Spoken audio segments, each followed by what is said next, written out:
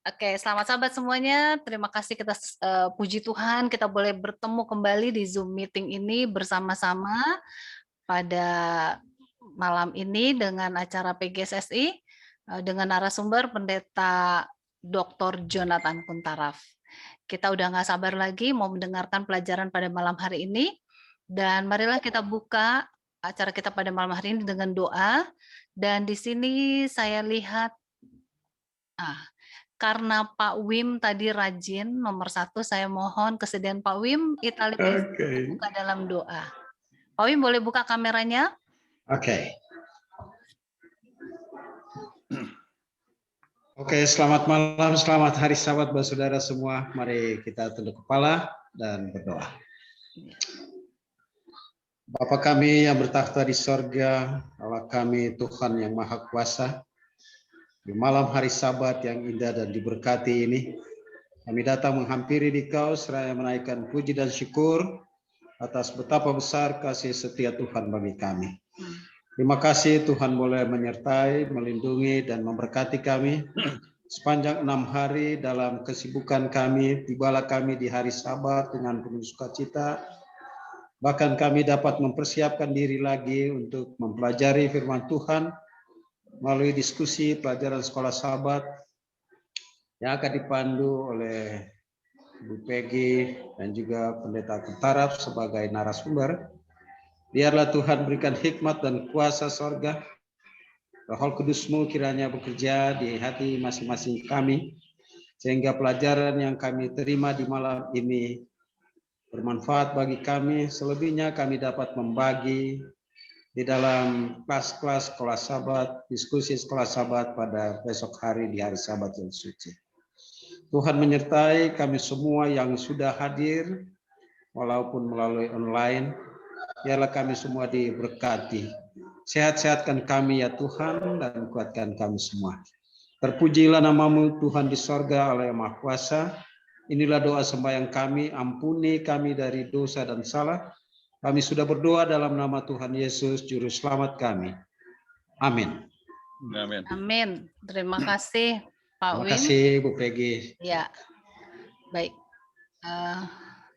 Selanjutnya kita akan berikan kesempatan kepada Pendeta Kuntaraf untuk membawakan pelajaran ke-8. Pelajaran ke-8 pada malam hari ini. Iya. Baik, Silakan, shalom Pak saudara-saudara Pendeta. sekalian, selamat Sabat di mana saja sudah berada. Ya, saya senang untuk membahas bersama-sama pelajaran yang sangat penting ini, ya, yaitu sehubungan dengan hukum perjanjian. Oke, nah kita sudah lihat dia punya screen hukum perjanjian. Nah, sekarang untuk pendahuluan, Anda dalam bahasa Indonesia apakah ada gambar daripada setiap pelajaran, ada atau tidak? Enggak ada, hanya teks aja. Teks saja ya. Bagi mereka yang pegang dalam bahasa Inggris, saudara akan lihat gambar, nanti saya kasih tunjuk dia punya gambar ya. Kemudian tentang pelajaran kita membahas tentang jalan kebenaran dalam pendahuluan ya. Kemudian bisa tanyakan mengapa pelajaran itu penting. Oke. Nah, kita coba lihat ya. Ini halaman pertama dari pelajaran untuk hari ini tentang covenant law ya, yaitu hukum ya perjanjian. Nah, kalau kita lihat kepada, kalau misalnya Anda kebetulan gunakan pakai bahasa Inggris, bisa kasih tunjuk, kemudian apa arti daripada gambar tersebut ya. Nah, itu menunjukkan bahwa Yesus mengajar murid-muridnya dan apa yang diajarkan ada gambar hukum di situ kan ya. Apa artinya Yesus mengajarkan prinsip dari hukum Allah. Semua yang Yesus ajarkan tidak ada satu yang terpisah daripada hukum. Kita harus mengerti hukum Allah dari hati, bukan kulitnya saja. Sering kita hanya lihat jangan ini, jangan itu dan sebagainya, tanpa melihat apa yang dari dalam hati. Ini untuk pendahuluan pertama. Yang kedua, kalau kita lihat pada pendahuluan menyebutkan tentang Mazmur 23 ayat 3. Anda ingat tentang kata itu bukan? Ya, dipimpinnya aku di jalan yang benar oleh sebab namanya, jalan kebenaran, ya, jalan kebenaran. Nah, apa itu jalan kebenaran? Dalam Mazmur 119 ayat 35 dikutip juga, aku dalam aku hidup menurut petunjuk perintah-perintahmu, sebab aku menyukainya. Dalam bahasa Inggris, make me to go in the path of thy commandments, for therein do I delight. Ya, jadi the path of thy commandments, ya, yaitu jalan perintahmu atau hukummu. Ya. Kalau dalam Mazmur 119 ayat 172, ya, biarlah lidahku menyanyikan janjimu sebab segala perintahmu benar. Dalam bahasa Inggris katakan all thy commandments are righteousness. Ya, sangat jelas bahwa hukum Tuhan itu adalah kebenaran, ya. Jadi kalau begitu hukum Tuhan itu adalah satu jalan yang aman yang kita harus tempuh, oke? Anda bisa sebutkan juga yang tidak disinggung dalam pelajaran kita, tetapi misalnya Yohanes 14 ayat 6 kan, akulah jalan kebenaran dan hidup, ya. Jadi kebenaran itu adalah apa? Yesus Kristus. Yohanes 17 ayat 17, ya. Kuduskanlah mereka dalam kebenaran, ya. Firman-Mu adalah kebenaran. Jadi kebenaran tidak bisa lepas daripada firman Tuhan. Atau Mazmur 119 ayat 30, ya, hukum Tuhan adalah kebenaran. Jadi kalau bicara tentang jalan kebenaran itu berbicara tentang jalan Tuhan, itu adalah jalan, itu adalah hukum Tuhan, itu adalah kehendak Tuhan untuk hidup kita masing-masing. Kemudian pelajaran ini penting kalau kita lihat dalam halaman pertama ada beberapa poin, ya. Kita belajar makna dari pemilihan Israel, kita belajar hubungan pilihan orang Israel dengan keselamatan kita. Apa ada hubungannya atau tidak, ya. Kemudian kita belajar peranan hukum dalam perjanjian. Kemudian kita belajar dari tujuan perjanjian. Apa tujuannya? Kita belajar mengapa penurutan adalah bagian integral dari perjanjian dalam hubungannya dengan Tuhan. Baik, jadi semua pelajaran kita tidak bisa terlepas daripada semua ini. Nah sekarang, kalau kita belajar dengan rinci akan pelajaran kita ini, kita bisa bagi dalam 3 bagian. Ya. Satu adalah umat perjanjian, terus hukum dalam perjanjian, kemudian syarat dari perjanjian. Ya. Nah itulah yang kita akan coba pelajari. Ya.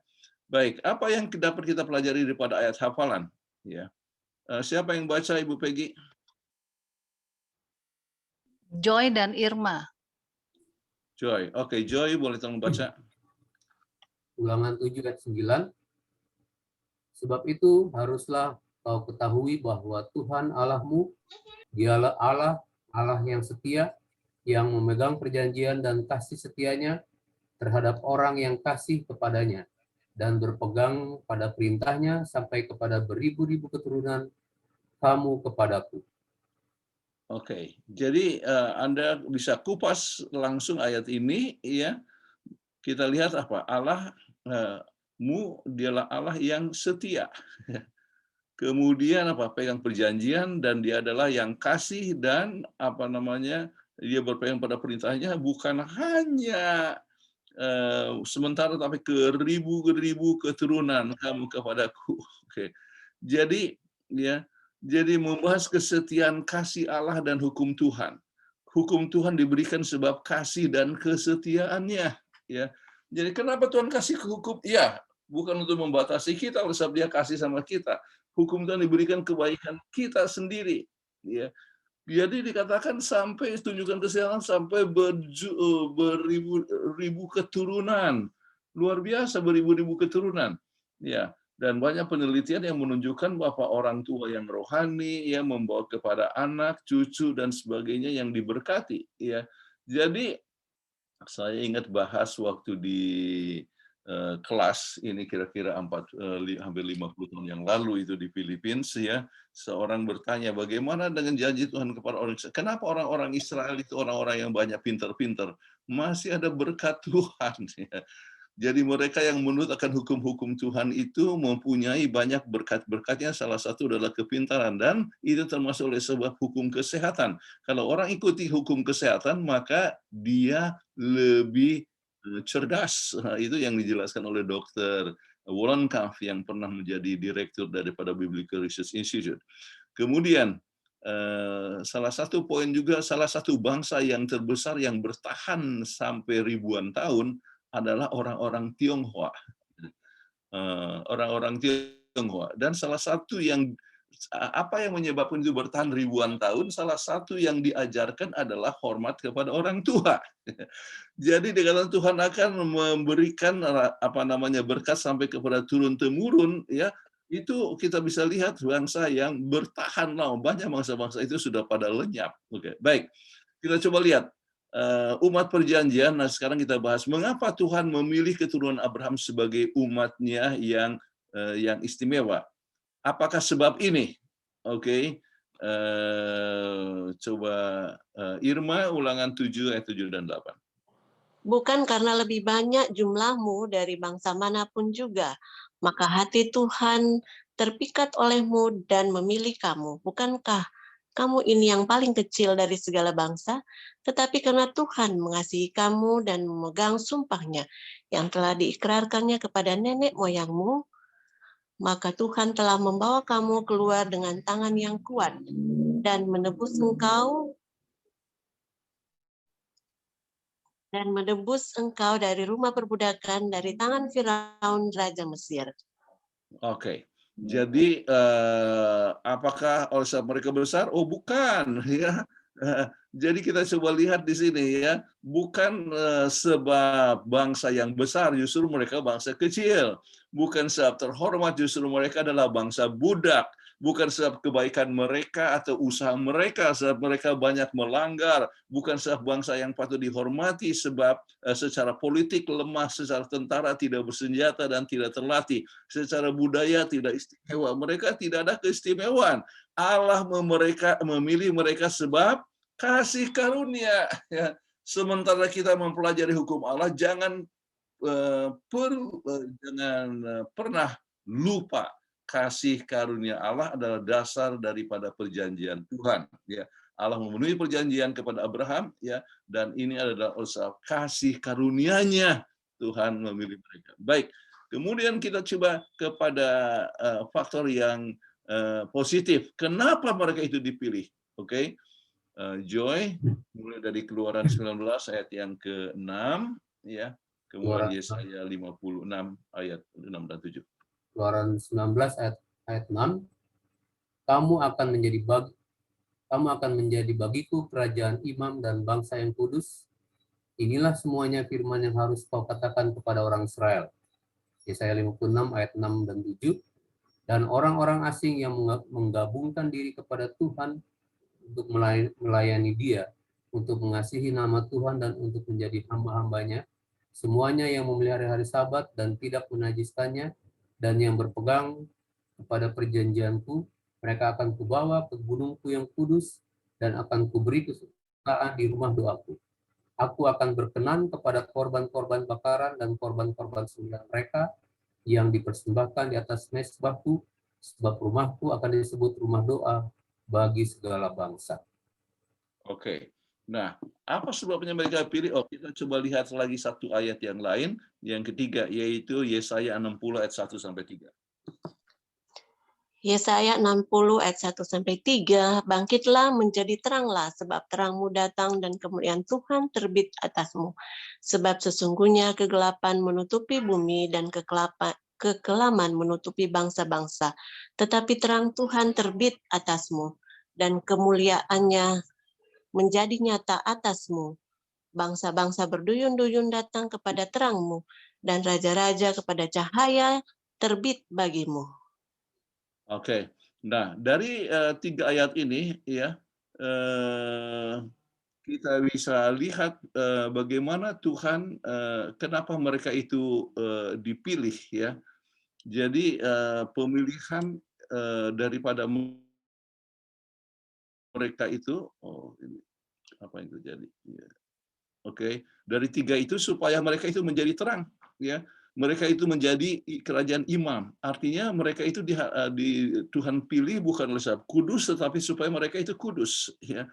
Kemudian dengan demikian mereka itu boleh menjadi berkat kepada yang lain. Orang-orang asing akan menggabungkan diri, ya, melayani Dia. Terus dikatakan bangun dan dikatakan terangmu datang dan kemuliaan Tuhan terbit atas kamu. Jadi dan apa? Untuk coba menerangi akan semua bumi. Jadi dengan demikian dari Israel ya orang akan bisa mengenal akan Tuhan. Itulah tujuan utama. Nah, sekarang kita masuk sebagai anak-anak Abraham melalui iman ya. Yaitu kita sudah bahas Galatia 3 ayat 2. Apa rencana ilahi untuk hidup sekarang ini ya? Kita coba lihat dari 1 Petrus 2 ayat 9. Tetapi kamulah bangsa yang terpilih, imamat yang rajani, bangsa yang kudus, umat kepunyaan Allah sendiri, supaya kamu memberitakan perbuatan-perbuatan yang besar dari Dia yang telah memanggil kamu keluar dari kegelapan kepada terangnya yang ajaib.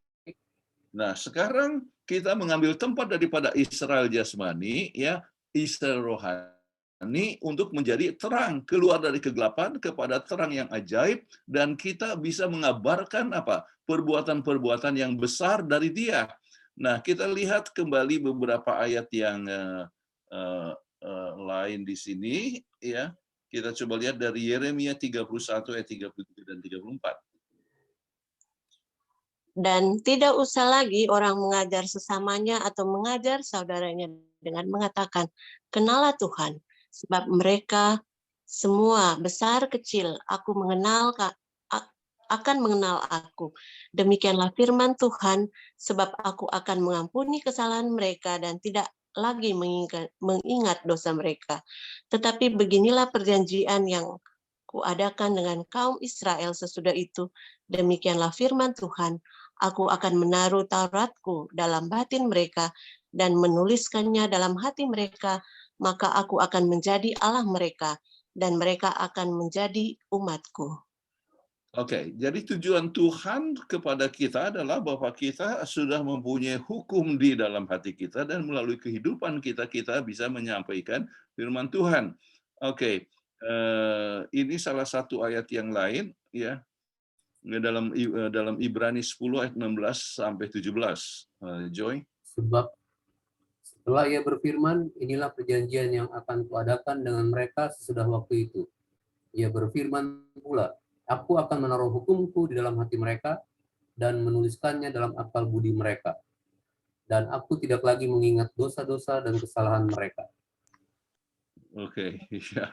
Kadang-kadang kalau bahas tentang ayat ini saya bertanya, ya apakah Tuhan itu pelupa? Ya. Oh, orang akan kata tidak pelupa. Tetapi bagaimana ini? Aku tidak lagi mengingat dosa-dosa dari kesalahan mereka.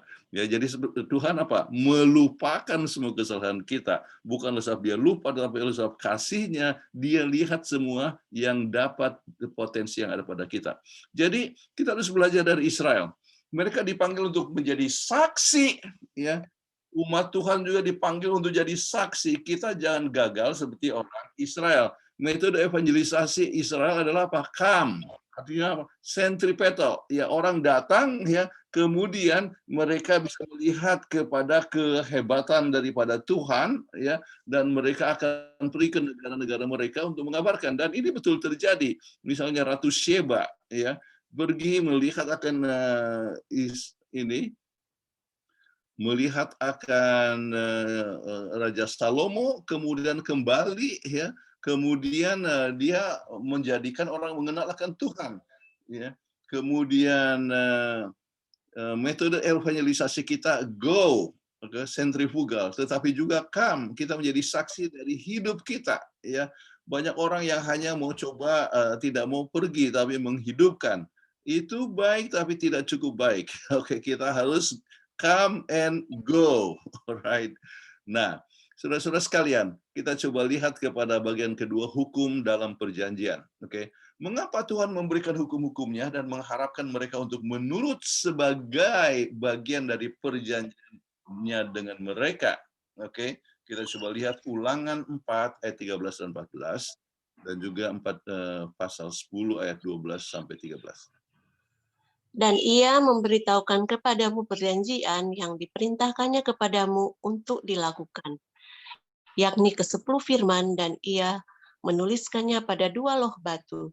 Dan pada waktu itu aku diperintahkan Tuhan untuk mengajarkan kepadamu ketetapan dan peraturan, supaya kamu melakukannya di negeri kemana kamu pergi untuk mendudukinya. Oke, jadi Tuhan berikan perjanjian, ya, diperintahkan untuk 10 hukum, ya, dan dikatakan untuk apa? Mengajarkan mereka ketetapan peraturan supaya kau melakukan di negeri kemana engkau pergi untuk mendudukinya.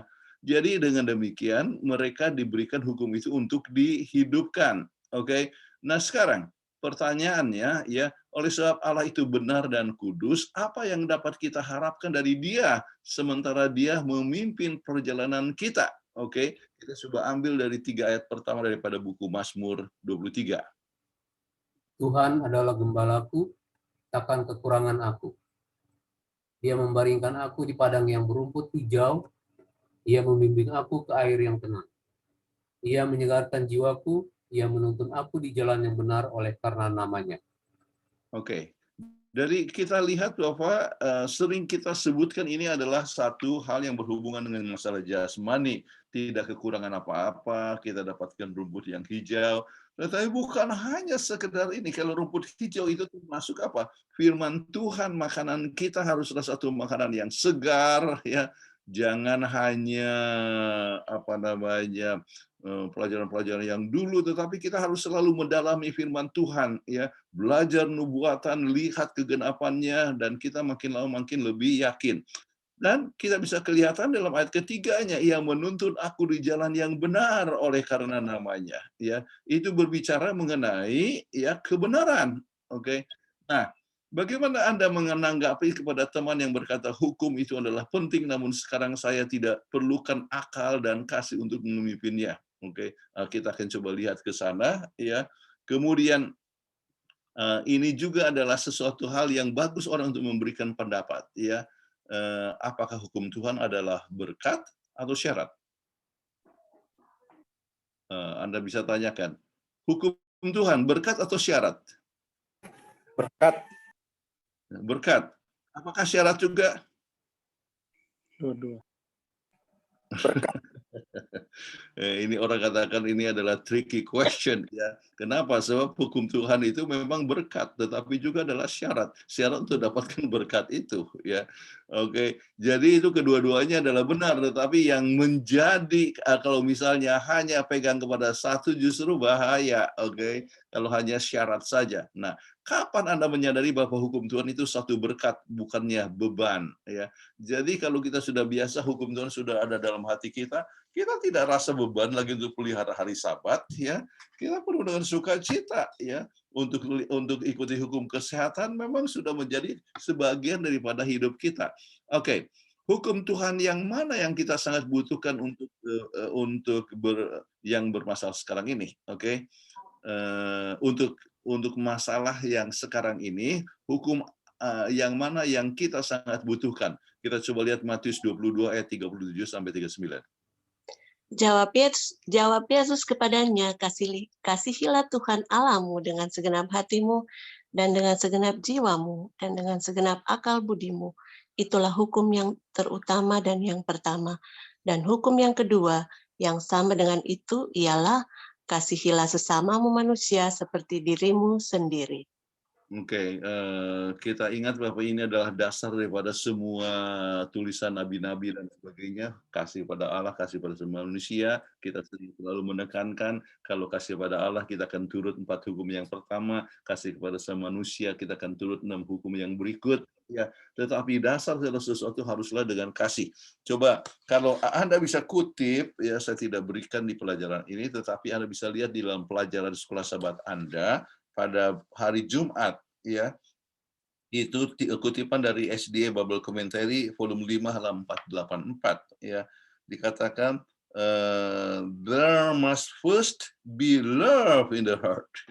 Jadi harus ada cinta di dalam hati, ya, sebelum seorang dapat dengan kekuatan dengan anugerah Kristus untuk memelihara hukum Allah.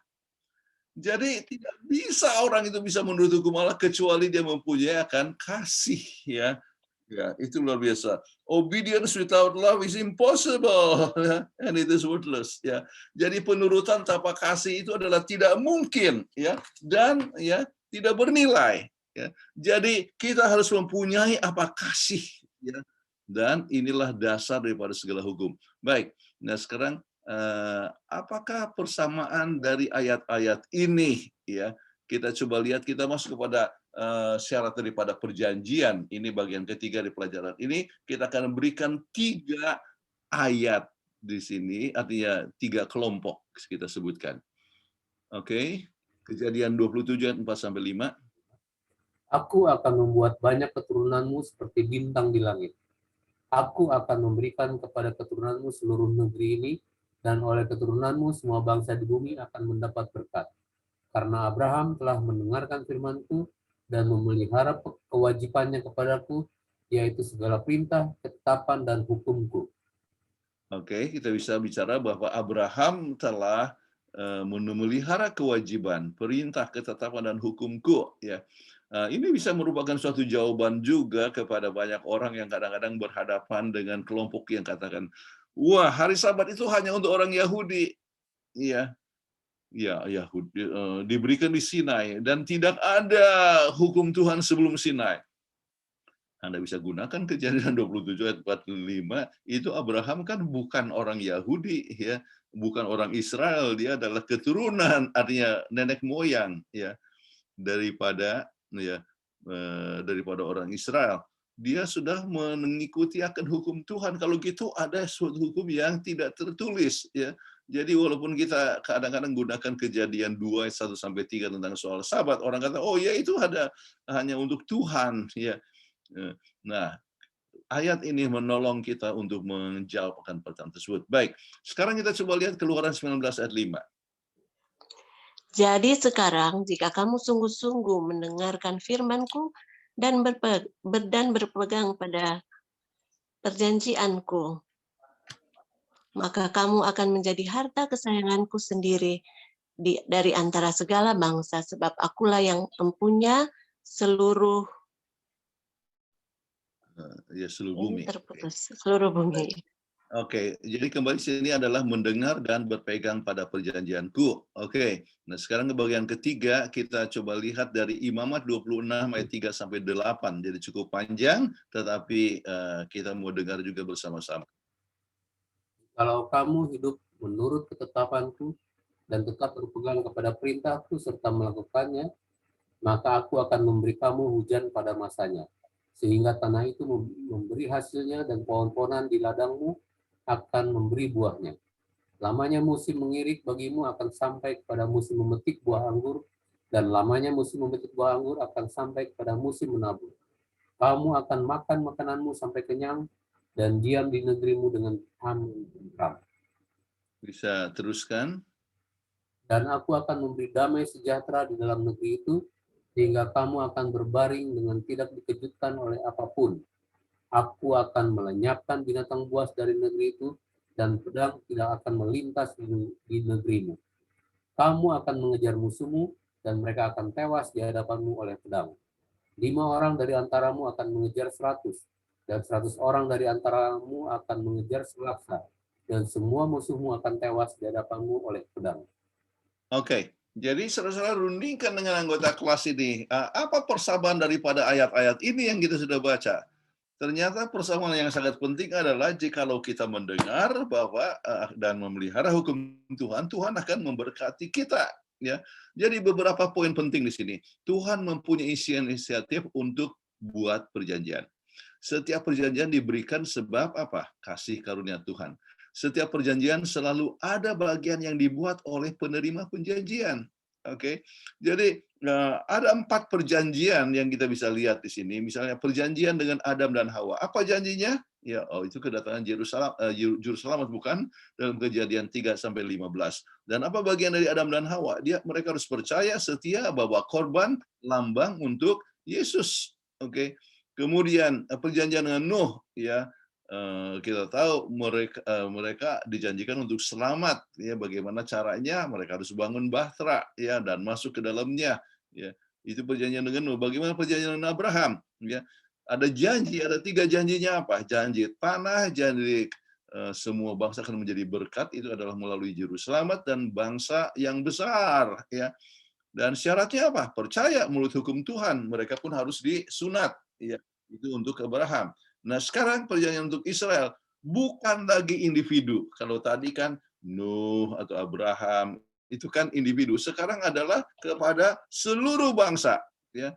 Dan banyak berkat yang dijanjikan. Kita coba lihat tadi ya. Salah satu contoh hidup lama dalam mengerti yang diberikan oleh Tuhan. Kalau misalnya ya kalau menghidupkan akan yang diberikan Tuhan, termasuk misalnya saya berikan contoh ya, umur mereka yang hormati akan bapak dan ibu ya, umurnya lebih panjang, oke. Kita bisa lihat bahwa untuk orang-orang Tionghoa itu sampai ribuan tahun ya masih tetap bangsa itu ada. Yang lainnya itu adalah banyak bangsa-bangsa yang sudah tidak ada, oke. Banyak janji, dan apa janjinya? Kesehatan, kemakmuran, kepintaran, dan sebagainya ya diberikan kepada bangsa Israel ya. Kalau mereka hidupkan, maka mereka akan jadi bangsa yang sehat, makmur, dan sebagainya. Jadi apa syarat perjanjian? Itu menurut akan hukum Allah ya. Jadi itu merupakan sesuatu berkat, tetapi juga merupakan satu perjanjian. Oke, janji berkat bagi Israel akan terpenuh bila mereka menjadi bangsa yang kudus. Ya, itu kata kamu akan jadi bangsa yang kudus. Jadi kalau tanpa menjadi bangsa yang kudus, mereka tidak dapatkan berkat itu. Masalah orang Israel, mereka mau berkatnya tetapi tidak mau ikuti syaratnya. Mereka memeras janda, yatim piatu, memeras orang miskin. Bagaimana Tuhan akan memberkati? Ya, jadi ada hanya 2 persyaratan yang diminta Tuhan. Apa itu? Menjadi kudus dan menurut hukum Tuhan. Itu sangat penting untuk orang Israel. Oke, dasar dari semuanya adalah kasih karunia. Kemudian, oke, pertanyaan, berapa lama perkawinan dapat bertahan bila tidak ada persyaratan? Coba bayangkan, misalnya setia satu sama lain. Demikian akan terjadi bila orang Kristen tidak perlu hukum Allah, ya, tidak akan bertahan, ya, menjadi orang Kristen, ya. Sama juga dengan rumah tangga, masing-masing harus menunjukkan kesetiaan dengan hukum perkawinan. Baik, syarat perjanjian masih tetap ini bagian ketiga. Apakah penurutan kita kepada hukum Allah untuk mendapatkan berkatnya, atau untuk membuat kita berhubungan dengan sumber berkat? Baik, Ulangan 5 ayat 33.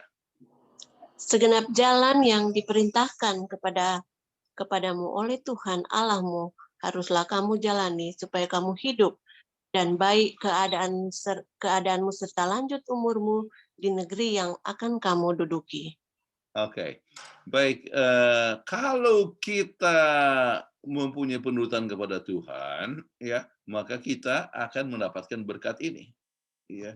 Nah, kenapa dapatkan berkat? Ini bukan oleh sebab metode untuk dapat berkat, tetapi oleh sebab dengan menurut kita menunjukkan bahwa kita itu dekat dengan Tuhan, ya, dan menyebabkan kita menghasilkan berkat-berkat tersebut, ya, sampai ya keadaanmu, lanjut umurmu di negeri dan sebagainya. Baik, kita perlu ingat hukum diperlukan. Kenapa? Untuk hukum itu melindungi hubungan. Hukum sama seperti hukum perkawinan, perlu persetujuan bersama-sama untuk melindungi ya rumah tangga itu bertahan lama, oke. Nah, begitu juga dalam bisnis, perlu kejujuran, kalau tidak kita tidak dipercaya, bukan? Ya, hukum Allah adalah gambaran realitas. Bila kita mengenyampingkan hukum Tuhan, itu berarti kita tidak lagi hidup dalam realitas kehidupan. Ya. Nah, hukum tidak menyelamatkan, tapi mengapa menjadi sebagian daripada perjanjian? Ya, oleh sebab kita lihat di dalam Amos 3 ayat 3, dapatkan 2 orang berjalan bersama bila tidak sepikiran, ya. Oke.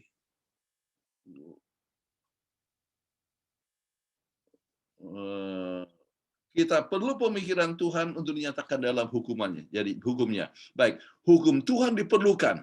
Untuk apa? Untuk kita berbahagia. Ya. Persyaratan untuk hidup harmonis dengan Tuhan. Jadi penurutan itu sangat penting sekali. Oke. Kemudian hukum Tuhan adalah yang terbaik untuk kesehatan dan kebahagiaan. Oh, ini kok mendadak untuk kembali.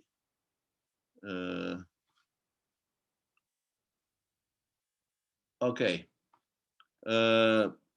Prinsip hukum Tuhan bermanfaat di dalam pergaulan, ya, jadi bisnis, kemajuan karir dan sebagainya. Prinsip hukum bermanfaat untuk pengembangan fisik, mental, emosional, sosial dan spiritual. Ya, jadi itu adalah satu perkara yang kita harus ingat. Keselamatan hanya melalui iman oleh sebab kasih karunia Tuhan. Dan dalam kasih karunia Tuhan, Tuhan memberikan kepada kita akan hukumnya untuk apa? Ya, supaya kita boleh menikmati akan kebahagiaan tersebut. Baik, sekarang kita masuk lagi kepada yang berikut. Oke, mengapa mereka gagal dalam memelihara janji mereka kepada Allah? Pelajaran kita menyinggung juga apa yang kita telah pelajari minggu yang lalu. Oke, Ibrani 4 ayat 1-2. Sebab itu, baiklah kita waspada supaya jangan ada seorang di antara kamu yang dianggap ketinggalan. Sekalipun janji akan masuk ke dalam perhentiannya masih berlaku. Karena kepada kita diberikan juga kabar kesukaan sama seperti kepada mereka, tetapi firman pemberitaan itu tidak berguna bagi mereka karena tidak bertumbuh bersama-sama oleh iman dengan cara mendengarnya. Oke. cara mendengarnya. Alright. Jadi hukum Tuhan itu tidak jadi apa? Ya, manfaat, ya, mereka tidak bertumbuh, ya. Kenapa? Oleh sebab mereka tidak mempunyai iman. Jadi mereka iman justru kepada upacaranya, tetapi lupa kepada yang memberikan upacara tersebut. Baik, kita coba lihat ada dua ayat yang lain. Oke. Irma. Roma 9 ayat 31 sampai 33, 10 ayat 3. Tetapi bahwa Israel sungguh pun mengejar hukum yang akan mendatangkan kebenaran, tidaklah sampai kepada hukum itu. Mengapa tidak? Karena Israel mengejarnya bukan karena iman, tetapi karena perbuatan. Mereka tersandung pada batu sandungan. Sebab oleh karena mereka tidak mengenal kebenaran Allah dan oleh karena mereka berusaha untuk mendirikan kebenaran mereka sendiri, maka mereka tidak takluk kepada kebenaran Allah. Ini satu poin yang sangat penting. Mengapa gagal? Oleh sebab mereka coba selamat itu dengan perbuatan. Ingat, tanpa perbuatan, tanpa iman kepada kasih karunia Allah, kita tidak akan bisa menurut. Jadi, kita makin lama merasa bahwa kita lebih benar daripada orang lain. Oke, penurutan sangat penting, tetapi haruslah dengan dasar bahwa kita itu adalah diselamatkan sebab karunia Allah. Jadi, apakah jaminan yang Tuhan berikan, ya, kepada mereka yang memelihara hubungan perjanjian dengannya? Oke, kita coba lihat ayat dari Maliaki 3 ayat 6 dan 7. Bahwasanya aku Tuhan tidak berubah dan kamu Bani Yakub tidak akan lenyap. Sejak zaman nenek moyangmu kamu telah menyimpang dari ketetapanku dan tidak memeliharanya. Kembalilah kepadaku, maka aku akan kembali kepadamu, firman Tuhan semesta alam. Tetapi kamu berkata, dengan cara bagaimanakah kami harus kembali? Ya. Kemudian kalau kita lihat kepada yang berikutnya itu kembali kepada masalah persembahan dan persepuluhan dan sebagainya. Jadi kenapa? Oleh sebab memang dalam pemikiran manusia sering adalah masalah uang, oke, dan uang sering menjadi tolok ukur ya antara kesetiaan kita kepada Tuhan atau tidak. Baik, tetapi poinnya di sini adalah bahwa Tuhan itu adalah tidak berubah, ya. Sebab itu diundang kepada kita, kembalilah padaku. Ini kata istilah kembali kepadaku itu adalah untuk mengajak kepada pertobatan, ya. Itu kita harus berbalik kembali kepada Tuhan. Baik. Kemudian satu kutipan yang lain adalah dari Yakobus 1 ayat 17. Setiap pemberian yang baik dan setiap anugerah yang sempurna datangnya dari atas, diturunkan dari Bapa segala terang. Padanya tidak ada perubahan atau bayangan karena pertukaran. Oke, jadi Tuhan itu tetap, ya, dikatakan bahwa tidak ada suatu perubahan. Oke. Nah, sekarang kita coba lihat kembali kutipan yang sering kita pakai, Ibrani 13 ayat 8, ya. Yesus Kristus tetap sama, baik kemarin maupun hari ini dan sampai selama-lamanya. Jadi kalau gitu seperti yang diberikan kepada orang Israel adalah sesuatu perkara yang masing-masing kita dapat juga menikmatinya, ya. Yaitu tetapi kita harus ingat, ya, hanya dengan kasih karunia, ya, jangan oleh merasa bahwa kita selamat usaha perbuatan, tetapi Tuhan itu selamanya dari dulu, dari zaman Adam dan Hawa, keselamatan hanya melalui Yesus Kristus saja. Oke. Nah, sekarang, ya, pertanyaan di sini, oleh sebab Allah pemberi perjanjian dan pemberi hukum itu sama kemarin, hari ini, dan selamanya, bagaimana kita dapat harapkan, apa yang kita dapat harapkan mengenai hukum-hukumnya, ya. Oke, Matius 5 ayat 17 dan 18. Janganlah kamu menyangka bahwa aku datang untuk meniadakan hukum Taurat atau kitab para nabi. Aku datang bukan untuk meniadakannya, melainkan untuk menggenapinya. Karena aku berkata kepadamu, sesungguhnya selama belum lenyap langit dan bumi ini, satu iota atau satu titik pun tidak akan ditiadakan dari hukum Taurat sebelum semuanya terjadi. Oke, ini adalah satu hal yang sangat penting, yang sering kita ulangi, ya, hukum Tuhan itu akan tetap berlaku, ya. Tetapi ada yang menyanggah kata, ya, semua sudah tergenapi, Yesus sudah genapi. Oke, kalau Anda menghadapi tantangan yang seperti demikian, ada 3 poin yang kita harus mengerti di sini. Oke, yang pertama, Yesus menggenapi artinya Yesus menghidupkan, ya. Jadi Yesus itu menghidupkan akan hukum Taurat menjadi teladan untuk kita.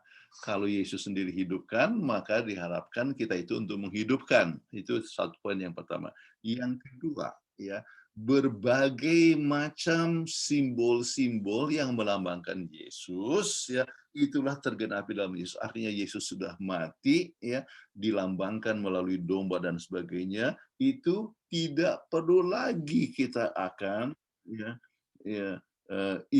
tidak perlu lagi kita ikuti. Kenapa? Sebab Yesus sudah mati untuk kita. Jadi sekarang yang kita perlu adalah memiliki Yesus Kristus, ya. Tetapi Yesus tetap teladan dan ia teladan dalam menghidupkan, ya. Dan kata sampai semuanya terjadi. Ini berbicara tentang di kanan tulisan nabi-nabi disebutkan banyak sekali nubuatan-nubuatan yang sudah tergenapi, sedang tergenapi, dan akan tergenapi. Ya. Tetapi hukum Tuhan itu akan tetap berjalan sampai, atau tetap standar untuk kehidupan kita sampai di akhir zaman. Baik, diskusi. Ya, bagaimana kita berbicara mengenai Allah yang mengasihi kita tanpa syarat, namun tetap menyadari perlunya syarat agar perjanjian memenuhi hubungan kita dengan Dia. Ya. Jadi Tuhan kan mengasihi tanpa syarat, tetapi menuntut kita mengikuti syarat perjanjian. Nah, Anda bisa diskusikan, tetapi beberapa poin yang sangat penting adalah Tuhan memberikan kasih, ya. Jadi kasih karunia, ya. Dan kasih karunia itu menyebabkan, ya, bahwa kita harus selaras dengan rencana Tuhan, ya. Jadi kalau kita selaras dengan rencana Tuhan, maka, ya, kita dapat menikmati akan berkat tersebut. Oke, baik. Mengapa kata-kata Yesus yang tertulis dalam Yohanes 14 ayat 5 sangat relevan sekarang ini? Oke, kita bisa baca 1 Yohanes 5 ayat 1-3. Setiap orang yang percaya bahwa Yesus adalah Kristus lahir dari Allah, dan setiap orang yang mengasihi Dia yang melahirkan, mengasihi juga Dia yang lahir daripadanya. Inilah tandanya bahwa kita mengasihi anak-anak Allah, yaitu apabila kita mengasihi Allah serta melakukan perintah-perintahnya. Sebab inilah kasih kepada Allah, yaitu bahwa kita menuruti perintah-perintahnya. Perintah-perintahnya itu tidak berat. Oke, jadi kasih kepada Allah, maka secara otomatis kita akan menurut akan Dia. Ya. Jadi dasar kasih itu sangat penting sekali, ya. Sama seorang suami yang kasih kepada istrinya akan selalu berbuat apa saja yang istri itu mohonkan dan sebagainya. Kita orang tua mengasihi anak-anak, lihat yang terbaik untuk anak-anak. ya. Jadi ini adalah satu perkara yang sangat penting untuk kita hidupkan. Baik. Nah, sekarang aplikasi. Bagikan pengalaman bagaimana Anda mendapatkan berkat oleh sebab memilih dan menurut hukum Tuhan. Oke. Jadi bukan oleh sebab supaya selamat, tetapi Anda bisa dapatkan berkat-berkat Tuhan, ya. Rumah tangga yang berbahagia, anak-anak yang baik hati, penurut kepada Tuhan, dan sebagainya, kalau kita mengikuti prinsip firman Tuhan di dalam membesarkan anak-anak. Bagaimana mengajarkan keseimbangan antara kasih karunia dan penurutan kepada Tuhan? Ini bisa didiskusikan, ya. Kasih karunia, tetapi apa? Menurut, ya. Menurut, ya, untuk mendapat adalah sebagai tanda daripada kasih karunia yang berhidup dalam diri kita masing-masing. Oke. Jadi kembali kita mempunyai pekabaran yang seimbang. Ya. Kenapa? Sebab pekabaran Mrs. White itu sangat seimbang, saudara-saudara. Ya. Banyak kan gereja-gereja mengajarkan hanya kasih karunia, ya, tidak mendekatkan hukum. Ada yang orang-orang Yahudi yang mendekatkan hukum Allah tidak punya tidak membahas kasih karunia. Kita adalah gereja yang sangat seimbang, ya, yaitu adanya kasih karunia dan juga hukum Allah. Dan kalau kita betul-betul mengikutinya, ya, maka kita akan dapatkan berkat-berkat Tuhan. Oke. Jadi hukum Tuhan itu sendiri adalah suatu berkat, ya. Baik, itu adalah pembahasannya sekarang. Saya lihat ada sampai 219 orang, ya. Kita tiba kepada waktu tanya jawab. Ibu Peggy.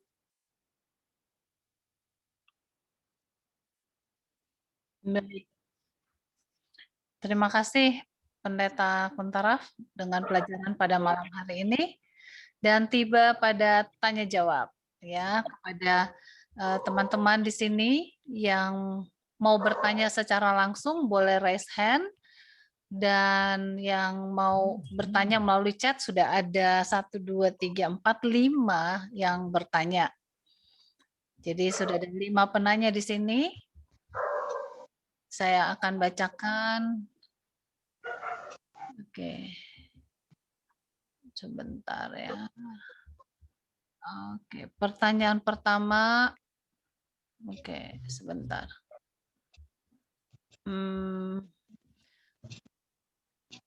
Mohon di mute ya. Oke.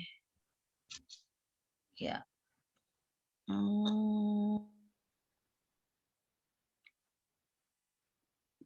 Oke, pertanyaan yang pertama datangnya dari Ibu Evi Peo. Ibu Evi Peo masih ada ya? Ibu Evi Peo, pertanyaannya adalah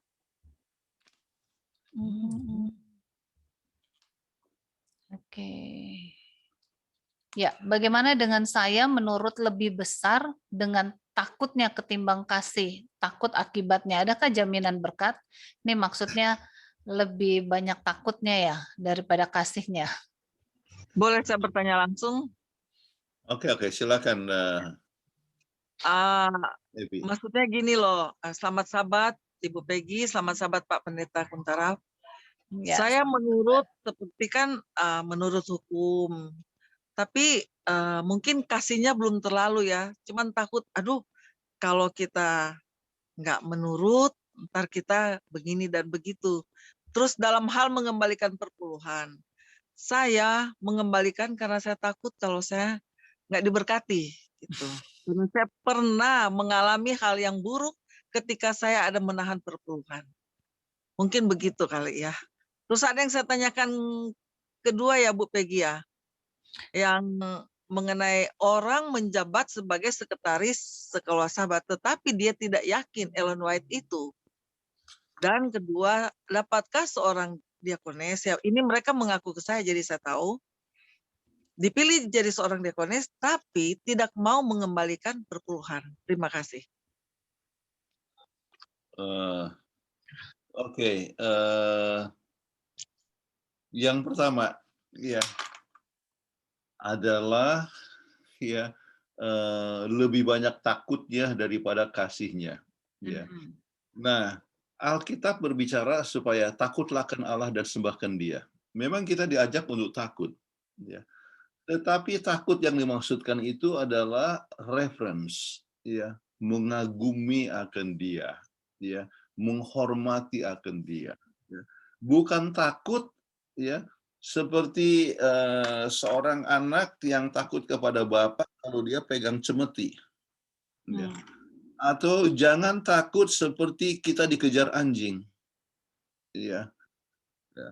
Jadi takut yang seperti itu, ya, itu menyebabkan kita kita sebutkan bukannya tidak diberkati, tetapi kekurangan berkatnya dalam arti bagaimana mengasihi Tuhan itu sendiri adalah satu berkat.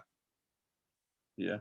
Jadi bahagia artinya tenang, damai, sejahtera. Kita bisa kekurangan damai kalau kita menurut oleh sebab takut. Ya.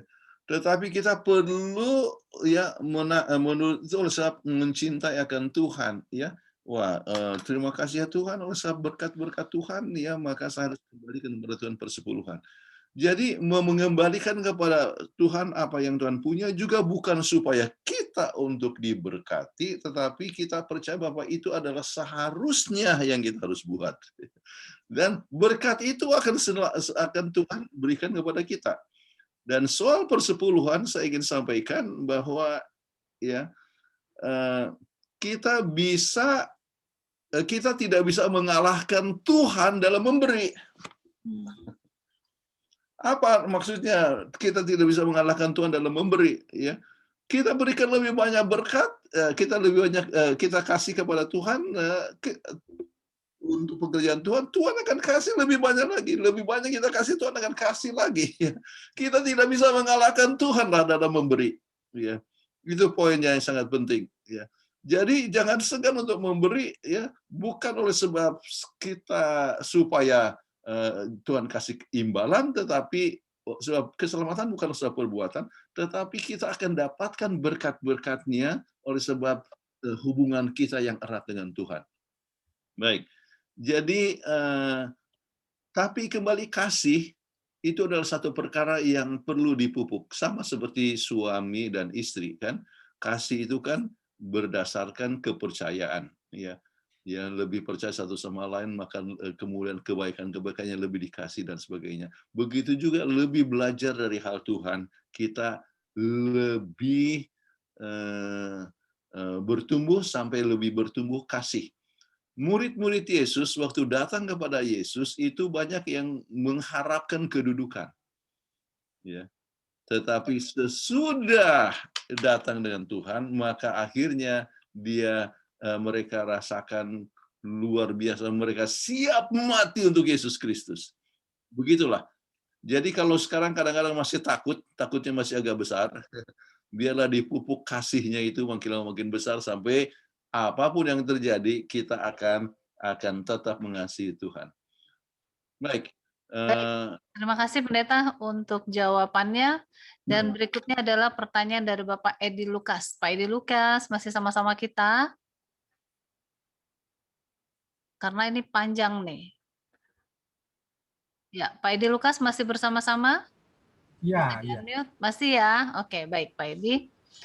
Saya bacakan ya, cukup panjang ini pertanyaannya. Pendeta Kuntaraf, saya mohon dijelaskan pertanyaan di hari Kamis, tanggal 20 Mei 2021 di buku Sekolah Sahabat sebagai berikut. Segenap jalan yang diperintahkan kepadamu oleh Tuhan Allahmu haruslah kamu jalani, supaya kamu hidup dan baik keadaanmu serta lanjut umurmu di negeri yang akan kamu duduki. Ulangan 5 ayat 3. Apakah Tuhan sementara berbicara di sini kepada orang Israel bahwa jika mereka menurut, mereka akan menerima berkat-berkat ini, sehingga berkat-berkat ini adalah wajib bagi orang-orang yang menurut?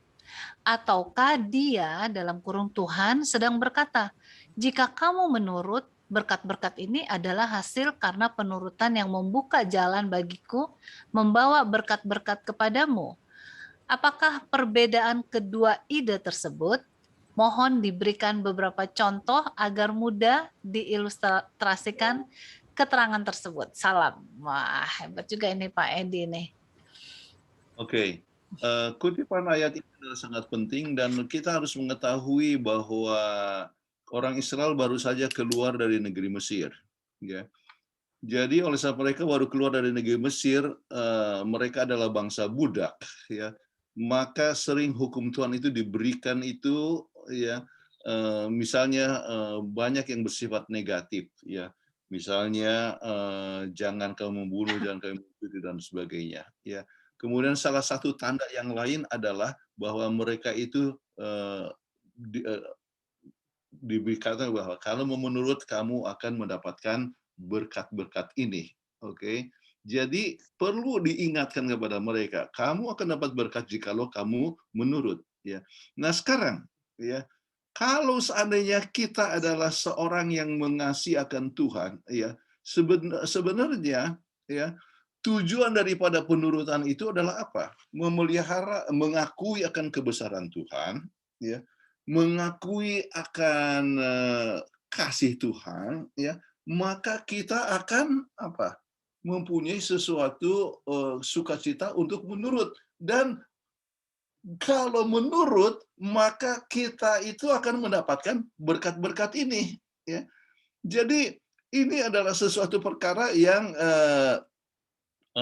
seperti yang saya berikan kepada Evi tadi, ya, yaitu apakah kita menurut supaya dapat berkat, ya, atau oleh sebab memang kita tahu bahwa Tuhan itu punya rencana yang terbaik untuk kita, sebab itu kita menurut, ya, oleh sebab kasih, ya, dan berkat itu otomatis kita terima. Dan berkat itu walaupun mungkin tidak selamanya secara materi, ya, orang katakan bayar persepuluhan, ya, untuk ternyata saya punya ekonomi biasa-biasa saja katanya.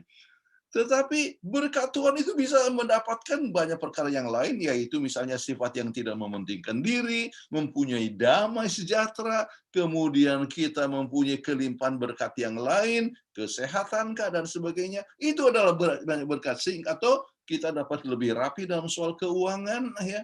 Itu adalah suatu berkat. Ya. Jadi di sini kita coba lihat bahwa berkat-berkat itu adalah hasil karena, ya, penurutan, dan jangan kita coba menurut, ya, hanya sekedar supaya dapatkan berkat, ya, tetapi berkat itu akan menjadi bagian kita oleh sebab hubungan kita dengan Tuhan. Ya. Jadi mudah-mudahan ini bisa Iya, bisa menjawab ya Pendeta ya. Baik, terima kasih dan semoga menjawab ya Pak Edi ya. Pertanyaan berikutnya datangnya dari Bapak Pontas Silaen. Apakah present truth membatalkan perjanjian Allah dengan manusia? Apakah kalau manusia tidak mengikuti present truth, maka berarti membangkang terhadap Allah? Maksudnya membangkang mungkin ya. Apakah kalau tidak menurut itu membangkang terhadap Allah? Oke. Ini bisa panjang ini bahas ya. Present truth. Apa itu kalau mau bicara singkatnya, ya, present truth adalah publikasi yang pertama dari Gereja Masih Advent hari ke-7. Dan apa isinya? Present truth pada masa Ellen G. White itu adalah pekabaran tentang kedatangan Yesus yang kedua kali. Ya. Jadi maksudnya present truth adalah nama publikasi sebelum Review and Herald. Oke. Nah, tujuannya mengabarkan Yesus akan datang dan kemudian mengabarkan tentang hari Sabat adalah hari yang harus dikuduskan. Ya. Kemudian present truth digunakan oleh satu kelompok sekarang ini, present truth, bahwa mereka adalah kelompok present truth, yaitu Advent sudah ketinggalan zaman, ya, tetapi present truth kemudian menggunakan pekabaran yang kadang-kadang jadi aneh-aneh, ya, dan sebagainya.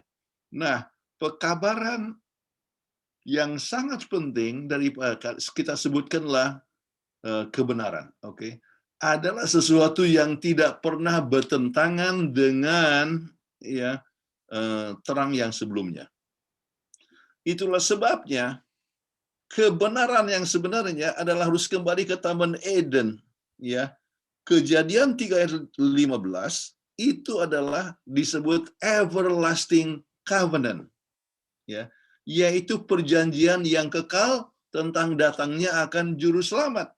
Itu akan tetap berlaku sampai sekarang. Itu adalah tetap present truth, tidak pernah menjadi past truth atau future truth, oke, tetapi present truth, yaitu apa? Yesus Kristus adalah juru selamat kita, ya. Kemudian kalau kita memiliki Yesus, maka kita akan menurut akan hukum-hukumnya. Tidak heran di dalam buku Wahyu pasal 14 ayat 12 dikatakan, inilah sabar orang saleh. Apa tandanya? Yang menurut, yang mempunyai iman kepada Yesus dan juga dan juga menurut segala hukum Allah. Oke. Jadi itu adalah tetap present truth. Jadi kalau kita pegang kepada present truth yang dikatakan dalam Alkitab, maka itu tidak pernah kita membangkang kepada Tuhan. Oke. Sebab kembali, ya,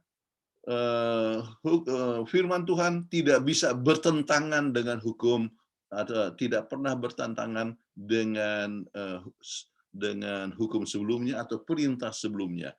Jadi itu adalah sesuatu perkara yang selamanya present truth.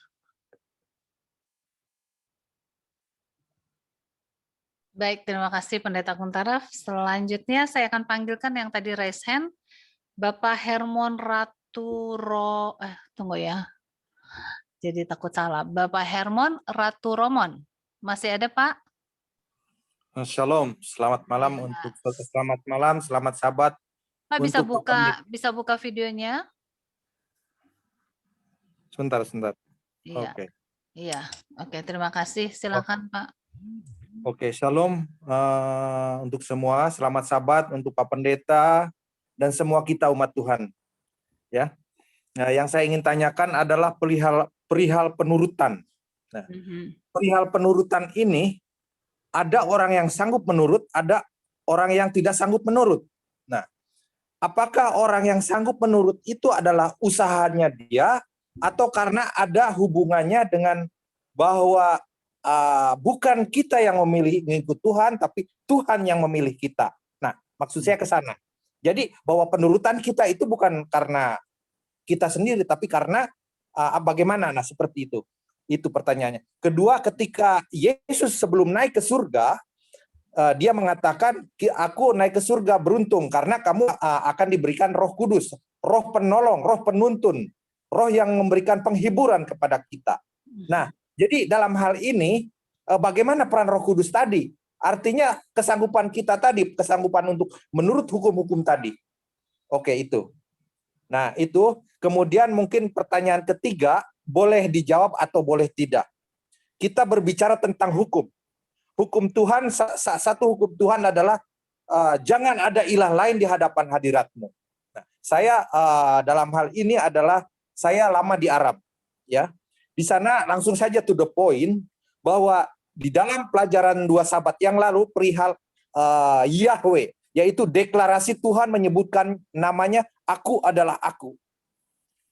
Aku adalah aku, yaitu Yahweh. Sementara, maaf, ini kalau boleh dijawab atau enggak. Sementara kita, Lembaga Alkitab Indonesia menerjemahkan kata Allah. Kata Allah, kita familiar di sana yang namanya Allah, itu dideklarasikan oleh, maaf, saudara kita Nabi Muhammad mengatakan bahwa Allah itu deklarasi sebelum mengikuti ajarannya dia, yaitu la ilaha illallah. Atau kata lain, tidak ada Tuhan selain Allah. Jadi Allah itu adalah nama.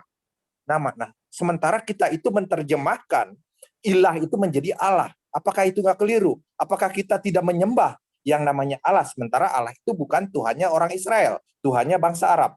Nah, seperti itu. Sehingga dalam hal ini saya berpikir sinkretisme, artinya pencampur adukan antara penyembahan nama Tuhan tadi. Sementara saya membaca di dalam Hosea 11 ayat 7, tadi saya sore berdiskusi dengan saudara saya, di sini dikatakan Umatku betah dalam membelakangi aku. Mereka memanggil kepada Baal dan berhenti meninggikan namaku. Jadi nama itu adalah penting. Tolong minta penjelasan dari Pak Pendeta malam ini. Terima kasih. Tuhan Yesus memberkati kita semua. Amin. Ya, terima kasih Pak Hermon. Jadi langsung diberikan 3 pertanyaan ya. Oke. Nah, sekarang apa yang menyebabkan seorang itu menurut, sebagian tidak melanggar ya.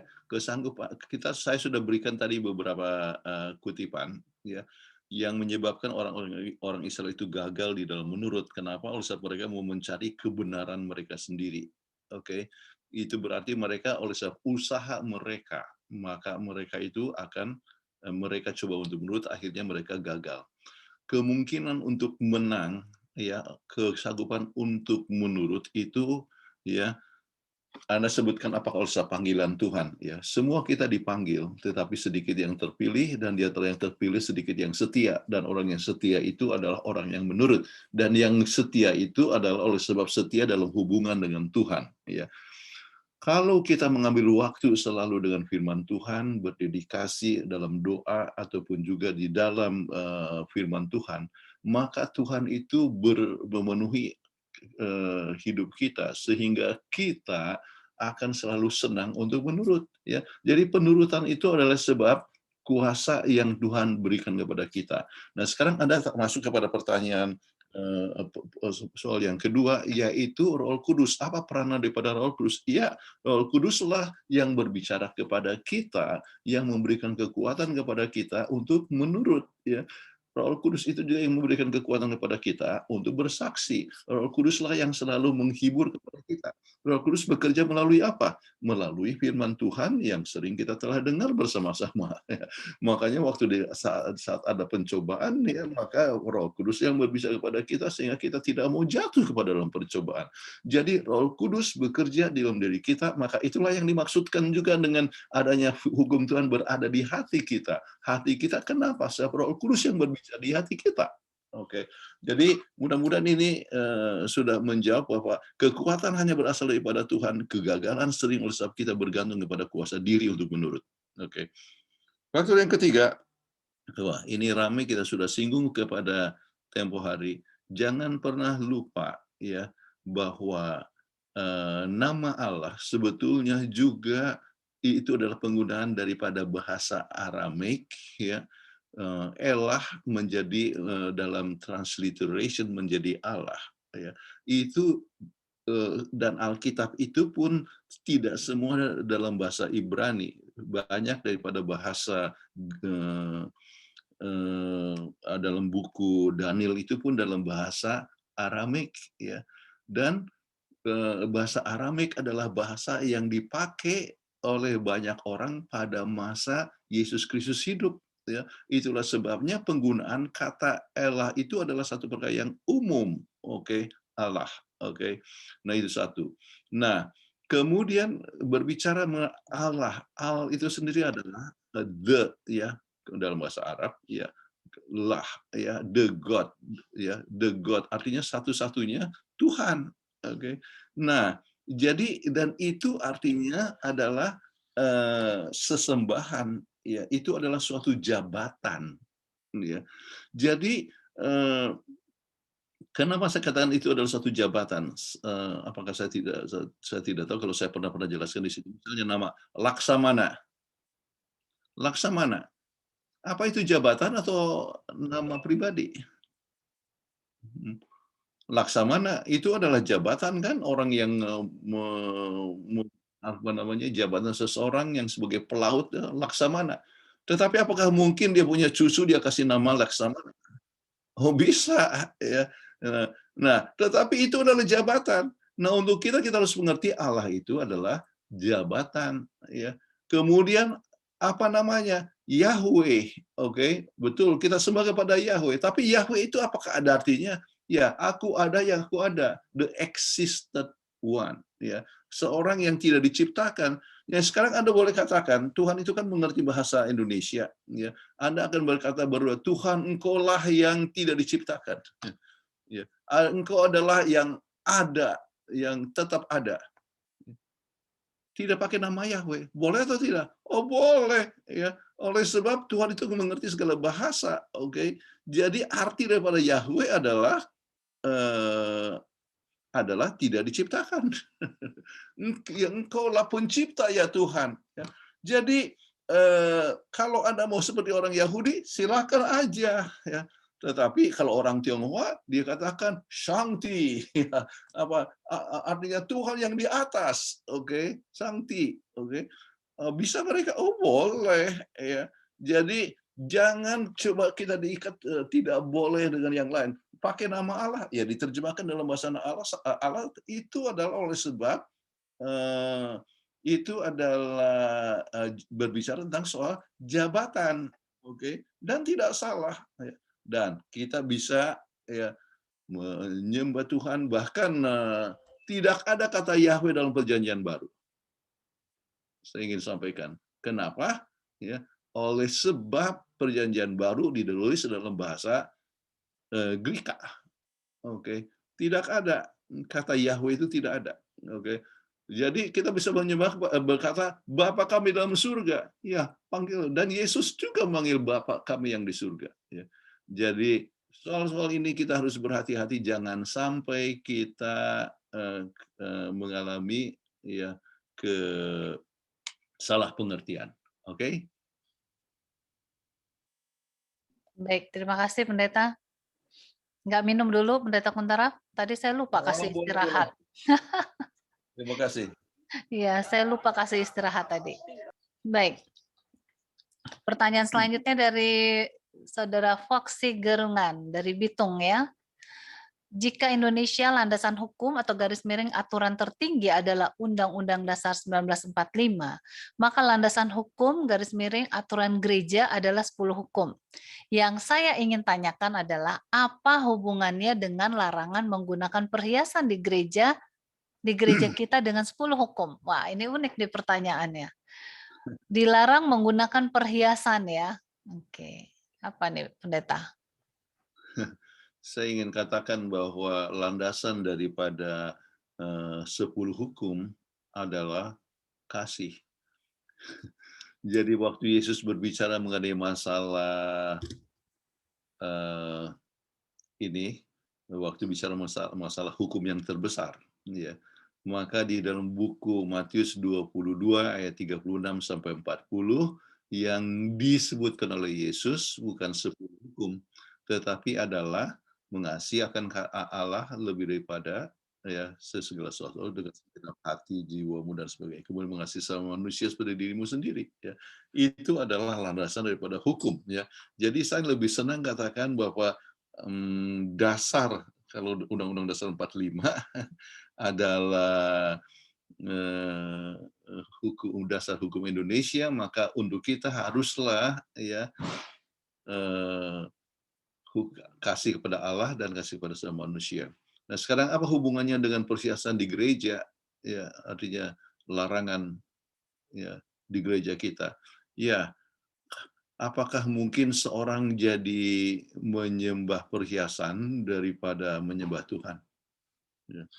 Mengasihi akan Tuhan lebih daripada sesuatu, bukankah kita harus mengasihi Tuhan? Dan kalau kita mengasihi Tuhan, maka kita tidak perlu harus mengadakan suatu penonjolan diri. Sebab kalau misalnya menggunakan perhiasan itu menunjukkan bahwa dia lebih kaya dari orang lain, ya.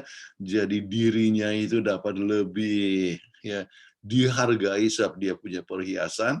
Ya. Padahal kalau kita baca dalam buku Petrus, mungkin 1 Petrus 3 ayat 3 ataupun juga 1 Timotius 2 ayat 9 ya, menyebutkan supaya kita tidak perlu pakai perhiasan ya, tetapi kita adalah menggunakan perhiasan yang kekal, yaitu apa, kebaikan, keramah tamahan dan sebagainya ya. Jadi semuanya berhubungan. Dasarnya kasih kepada Allah dan jangan ada padamu ilah lain di hadapan hadiratku ya, termasuk ya kita harus memuliakan Tuhan lebih daripada segala sesuatu ya. Jadi perhiasan ya atau sesuatu hal yang menonjolkan sesuatu perkara yang kita cintai lebih besar daripada kita cinta kita kepada Tuhan adalah sudah menjadi ilah kita. Apakah mungkin perhiasan kita sudah kita cintai lebih daripada cinta kepada Tuhan? Itu adalah hal yang bisa ditanyakan. Baik, terima kasih Pendeta. Kita cepat-cepat. Ini masih ada 3 penanya dari Bapak Lawrence Karundeng. Pak Lawrence masih bergabung? Masih ada Masih, Bu sama-sama? Peggy. Iya, terima kasih. Dalam pelajaran minggu ini memberikan kita suatu fakta bahwa ketika kita mengikuti perintah Tuhan, maka kita mendapat suatu janji berkat, kesehatan jasmani, dan lain-lain. Tapi ada pelajaran yang kita juga diingatkan bagaimana manusia ditempa dalam ujian atau masalah kehidupan. Dan ini ternyata ada firman bagaimana para rasul pun diuji dalam penginjilan. Apa maksud Allah akan hal ini? Bagaimana pendapat pendeta? Terima kasih. Wah, ini ujian. Dengan sini kita semua akan diuji, ya, sesuai dengan kelemahannya masing-masing. Ya, setan itu pintar sekali. Ya, dia akan coba lihat titik lemah kita, ya, dan kita diuji, ya, dan ujian tersebut, ya, mungkin soal harta, ya.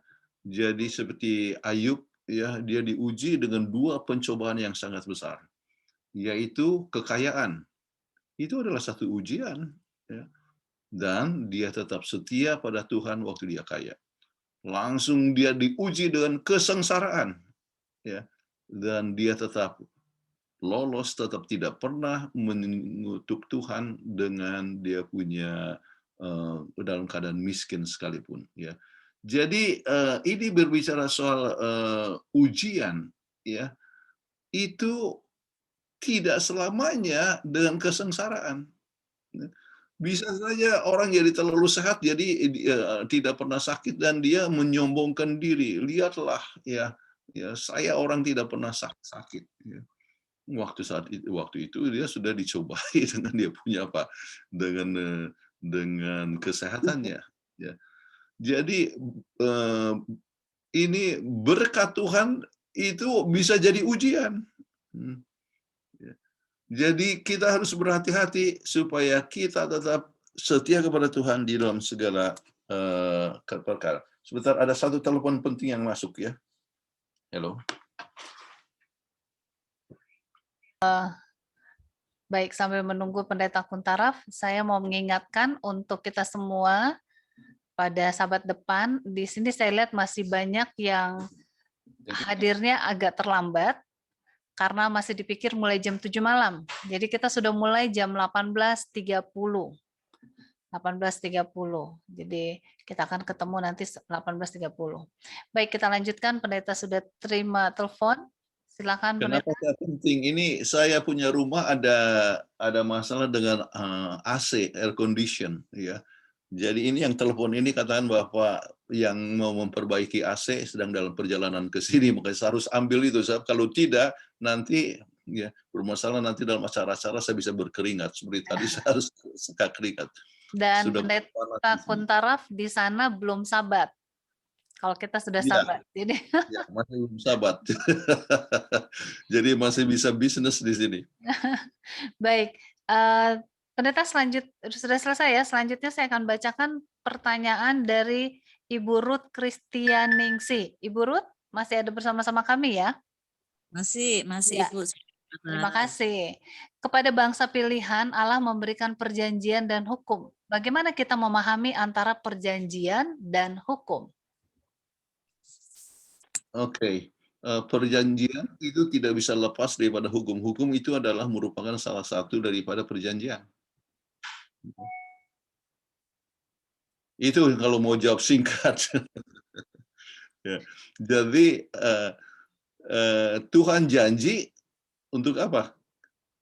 Diberkati kalau kita menurut hukum. Ya. Jadi tidak bisa dipisahkan antara perjanjian dengan hukum Tuhan. Iya. Ini Pak Gerson hanya menambahkan ya. Jadi demikian juga Pak Pontas, si lain juga menambahkan. Terima kasih. Ya, semua menambahkan dan ini merupakan pertanyaan yang terakhir Pendeta dari Bapak Edward Hutapea. Apakah janji Tuhan yang disampaikan kepada manusia semuanya bersyarat?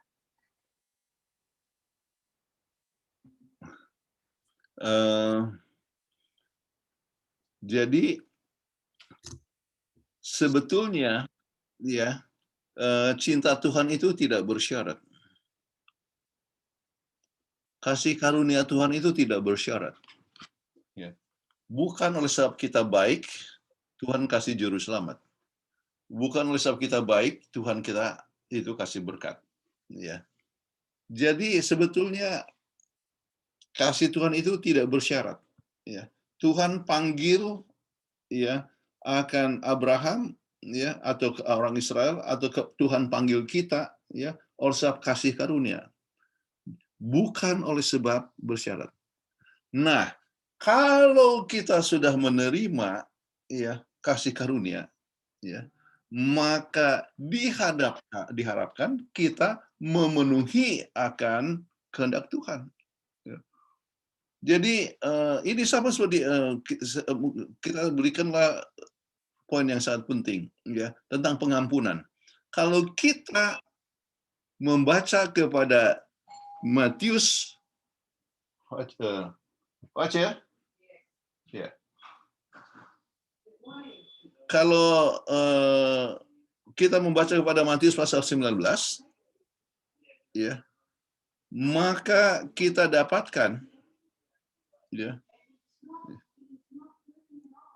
Oh, orang itu datang. Oke. Baik, sorry. Kalau kita baca Matius 19, ada orang yang berhutang 10.000 talenta, ya. Dia diampuni itu tanpa syarat. Itulah anugerah Tuhan, tanpa syarat. Ya. Kemudian, ya, kepada dia yang sudah diampuni, dia harus untuk apa? Mengampuni orang lain. Ada orang yang berhutang 10 dinar, dia masukkan dalam penjara. Maka akibatnya pengampunan itu pun jadi batal. Jadi kita harus ingat, pengampunan Tuhan tidak bersyarat. Tetapi kalau kita sudah mendapat pengampunan itu, maka kita harus mengikuti akan kehendak Tuhan. Nah, kalau begitu, apakah semuanya itu hukum Tuhan itu bersyarat? Ya. Untuk mendapatkan kelimpahan berkat-Nya, maka kita perlu menerima akan anugerah Tuhan, mengikutinya sesuai dengan anugerah Tuhan, maka kita akan mempunyai apa? Bisa mendapatkan berkat-berkat-Nya. Oke. Sudah selesai ya Pendeta ya jawabannya? Ya. Sudah selesai ya? Oke. Kebetulan orang yang memperbaiki itu sudah ada, tapi istri saya sudah pintu. Pendeta jadi nggak fokus. Baik, ini waktunya pas sudah selesai jam 8. Ibu Evi, ada 2 pertanyaan yang belum dijawab Ibu Evi Peo. Rasanya tadi sudah dijawab semua ya Bu Evi ya. Karena waktunya sudah habis, kita akan ketemu lagi minggu depan Bu Evi. Mohon maaf. Sebetulnya yang ditanyakan oleh Evi ada yang belum terjawab, itu mengenai masalah diakon yang tidak percaya kepada Mrs. White. Nah, itu boleh dijawab deh, Pendeta. Oke. Jadi saya rasa perlu untuk meyakini akan roh nubuat itu salah satu dari kita punya fundamentals belief, ya. Nah, kalau seorang belum betul-betul yakin, mungkin perlu belajar. Coba minta renungan yang kami berikan setiap hari, ya, yaitu renungan seiman, di mana Ibu Peggy adalah yang membacakan renungan itu. Maka dalam 1 bulan ini kita bahas tentang roh nubuat. Jadi kalau baca tentang roh nubuat dan kalau lihat renungan itu, saya rasa kita sudah cukup bukti, ya. Tetapi kalau seandainya tetap tidak yakin, mungkin perlu mengambil kelas roh nubuat. Ada di YouTube seminar kami dengan judul ya The Light is Still Shining, ya, terang itu masih tetap bersinar. Di YouTube, ya, mungkin di bawah YouTube daripada Pendeta Joseph Siringo-Ringo, ya. Di situ mungkin ada 10 episode, ya, hanya untuk membahas tentang terang itu masih tetap bersinar. Banyak bukti-bukti ya sampai kita bisa percaya pada roh nubuat. Kemudian yang kedua, yang tidak membayar persepuluhan, ya, maka setiap orang yang menerima jabatan, ya, harus menunjukkan kehidupan yang sesuai dengan kehendak Tuhan. Jadi mungkin 1-2 kali perlu untuk diingatkan, ya, untuk mereka yang tidak memberikan persepuluhan, dan ini merugikan dia sendiri. Ya. Sukacita memberi itu adalah suatu berkat. Oke? Oke, Sudah selesai? boleh tutup ya Ibu Peggy Iya, ya? baik. Sudah waktunya sudah habis dan kita sudah selesai untuk pelajaran kita pada malam hari ini. Terima kasih untuk semua sudah berpartisipasi pada malam hari ini, dan saya ingin memberikan mengingatkan untuk menemani saya begadang. Saya akan membagikan bahan presentasi PDF-nya, kemudian rekamannya nanti akan dibagikan di grup. Bagi mereka yang belum bergabung di grup, di chat ada linknya, boleh diklik, nanti bisa langsung bergabung di grup Telegram PGSSI. Nah, kita akan ketemu lagi pada Sabat depan di jam 18.30 ya, 18.30. Jadi bukan jam 19 lagi, 18.30. Oke. Nah, kita akan tutup pertemuan ini dengan doa ya. Untuk pertemuan ini kita tutup dengan doa. Mohon kesediaan dari Bapak Edi Lukas untuk berdoa. Pak Edi Lukas bisa di-unmute untuk doa tutup. Rupanya Pak Edi Lukas nggak dengar ya. Pak Edi Lukas, boleh di-unmute doa tutup? Ya, kita berdoa. Iya. Ya, baik, kita berdoa. Ya, bisa dengar? Ya, silakan Pak. Ya, kita Bisa berdoa. dengar dan bisa lihat. Bapa dalam surga, terima kasih atas berkat-Mu yang indah pada malam hari ini. Terima kasih atas tuntunan Tuhan kepada pendeta dan kepada Ibu Peggy pada malam hari ini. Pada persatuan guru-guru sekolah Sabat, kami telah membahas bersama dengan pendeta atas kebijaksanaan dan tuntunan Tuhan. Kami sampaikan terima kasih ya Bapa. Bapa dalam surga, kiranya kami senantiasa berpegang kepada janji-Mu, dan kami senantiasa berharap akan kasih-Mu yang setia, kasih-Mu yang tidak memilih bulu, dan kasih-Mu yang selamanya tidak berubah, akan menyertai kita, menyertai kami dalam kehidupan kami, dan kasih-Mu itu dapat kami bagikan dalam kelas kami masing-masing. Bapa dalam surga, pada teman-teman kami yang tidak mengikuti persekutuan guru-guru ini ya Bapa.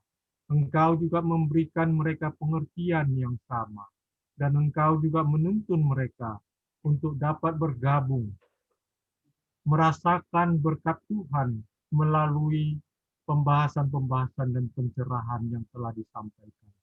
Terima kasih Bapak, sekali lagi kami sampaikan atas kesediaan Ibu Peggy yang menyediakan wadah ini, agar kami senantiasa dapat mendapatkan pencerahan dari Pendeta Kuntara. Bapa dalam surga, kesehatan dan kesejahteraan menjadi bagian kami yang mau menurut kepada Tuhan. Inilah doa dan harapan kami dalam nama Yesus Juru Selamat kami. Amin. Amin. Amin. Terima kasih Pak Edi Lukas untuk doanya, dan juga kepada kita semua. Saya sekali lagi mengucapkan terima kasih di grup PGSSI yang kekeluargaan. Terima kasih untuk doa-doanya untuk ayah saya, dan mohon kesabarannya menunggu bahan akan saya berikan di grup PGSSI. Nah, baik, boleh semuanya unmute untuk mengucapkan selamat Sabat dan terima kasih. Selamat Sabat. Selamat hari Sabat. Selamat Sabat. Terima kasih banyak. Terima kasih.